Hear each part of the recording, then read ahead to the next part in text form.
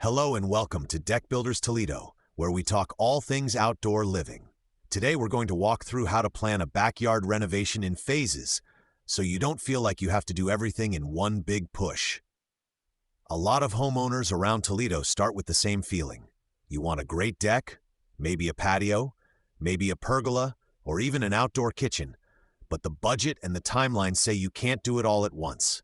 That's normal. The key is to put the right pieces in the right order, so every phase you build is solid, safe, and ready for the next step when you're ready.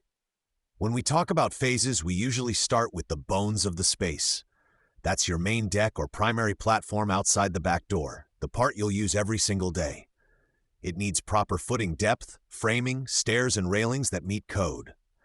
If this part isn't done right, it doesn't matter how much patio or pergola you add later, because the core won't feel solid. So phase one is almost always structure first. The next thing we look at is how people will move through the yard. Picture your daily path: stepping out the back door, walking across the deck, heading down the stairs, and onto the grass or a future patio. We try to get those walkways right in the first phase, so we're not tearing out stairs or shifting railings later. That might mean placing the stairs where a future patio will meet the deck, or making sure there's room for a future pergola post where you won't trip on it. Once we know where the main deck and stairs belong, we can talk about Phase 2 and Phase 3 features. For a lot of Toledo homeowners, Phase 2 is either a ground-level patio or a shade structure, depending on how sunny and sloped the yard is. The patio might sit at the bottom of the stairs as a fire pit area, or we might plan footings and beams in Phase 1 that can later support a pergola or roof cover. The goal is to avoid having to undo what you just paid for. Materials are a big part of planning phases. If you're pretty sure you'll add a covered section, outdoor kitchen, or even a waterproof deck system, it's worth thinking about low-maintenance decking from day one. Composite decking, like boards from Trex, can handle weather, spills, and regular traffic with less sanding and staining than wood. That means when you reach Phase 2 or 3, you're not stuck paying to refinish or replace boards just to keep up. We also think ahead about utilities. If an outdoor kitchen, extra lighting, or a hot tub is in your long-term plan, we try to rough in conduit or leave access pathways in the first phase. It's much easier to pull new wiring or gas lines through space we've already planned for than to cut apart finished framing or finished patios later on.